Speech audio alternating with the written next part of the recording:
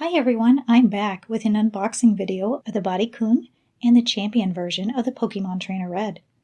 This video is sponsored by GearBest, and not only did they send me these products to review for free, but they're nice enough to give away products of your choice to 5 of you.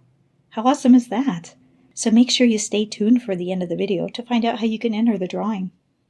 Let's start off with the GearBest version of the Bodycoon.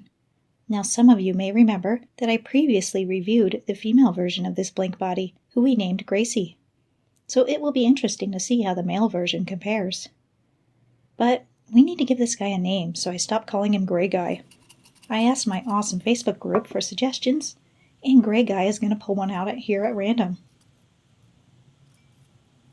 Come on, Gray Guy, just grab one. There we go. And his new name is Grayson. I'm not surprised. Nearly 50% of the people suggested that name. It looks like Grayson comes with all the same accessories as the female version, which includes a stand, a total of 19 interchangeable hands, a katana, a laptop that opens and closes, a tablet, a modern phone, a flip phone, a gun, and a rod thingy that you could use as either a stylus or a pencil. I really love how all the accessories store in the base of the stand. Also included is an art booklet that I can't read. I think it's in Japanese. But the pictures seem to explain how an artist could use this figure as a model. Now the hands are tricky to replace, so I highly recommend heating them up with a hairdryer first to soften the plastic before you try to fit them on the wrist peg. And here's how Grayson compares to Gracie. Not only is he quite a bit taller, he makes her look rather tiny. I still think they look cute together though. Grayson's articulation is comparable to Gracie's, except he has the benefit of double-jointed knees as well. I can't seem to get his ankles to rock from side to side though, like hers. Mine might be stuck. Grayson feels more sturdy than Gracie, especially in the shoulders. I think he benefits from just being on a bigger body. Now let's take a look at the GearBest version of Champion Pokemon Trainer Red. Now a confession. I didn't pick out this set because of Trainer Red. It's the Pokemon that I'm really interested in. Wow, there's a lot more accessories in this set than I was expecting. It looks like a bunch of arms and hands and Pokeballs and another face for Red. Back in the days of the Game Boy Red version, I started off with a Charmander named Blaze. And that game cartridge still works to this day. Unlike my Pokemon Silver. Charizard has always been a favorite of mine, and this figure looks like a nice example of him. His head is on a ball peg that allows him to look up and down and tilt to the side. I wish his mouth opened though. His arms and legs swivel back and forward. His wings are on a hinged ball peg, and it was really difficult for me to get them in his back, even with a hairdryer to soften up the plastic on his back. Blastoise is probably my least favorite of these 3 starters. But that said, he's still a neat Pokemon. I just never used him.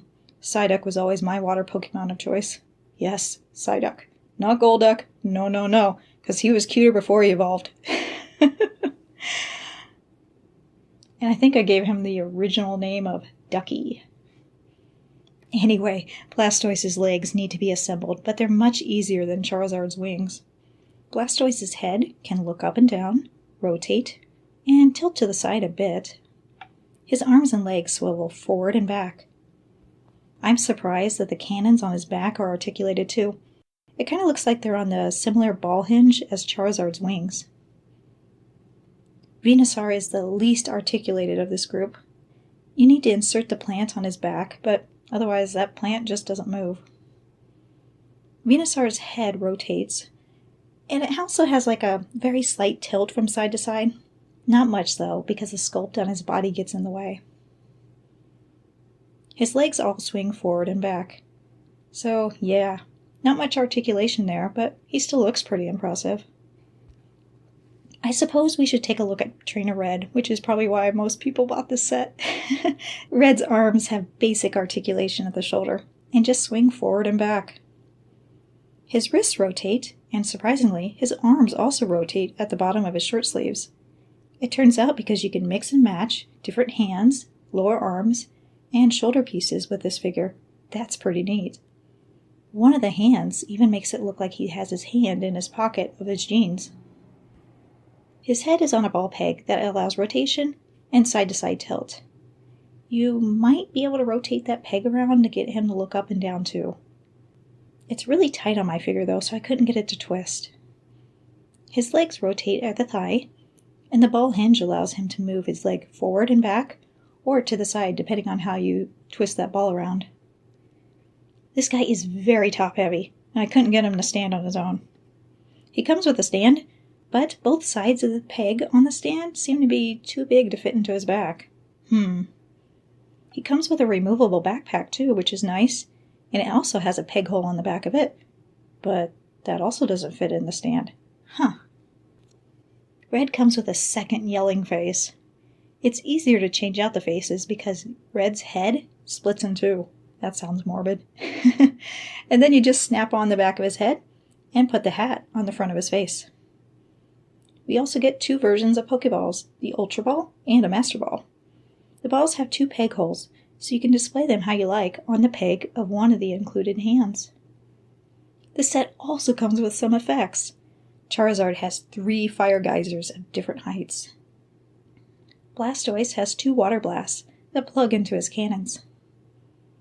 Venusaur has 2 little curved pieces that have little leaves painted on them. These pieces are great and can make for some fun displays. Now, as I mentioned before, GearBest is going to be giving away prizes to 5 of you. Unfortunately, this Pokemon set and the gray version of Grayson are currently sold out. Bummer.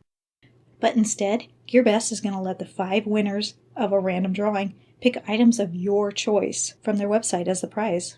The restrictions are the item has to be $20 US or less, and it has to be marked ship today or tomorrow, so that way you can avoid any out-of-stock delays.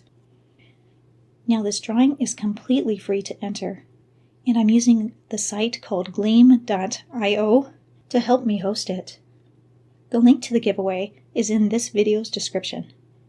To enter, you just need to pick out an in-stock item of your choice from GearBest site and copy that link. Make sure it's $20 or less though. Then go over to the giveaway page in Gleam, enter the link. That way I know which item you want as your prize if you're selected as one of the random winners. On the next page, you need to enter in your name and email address, and you're done.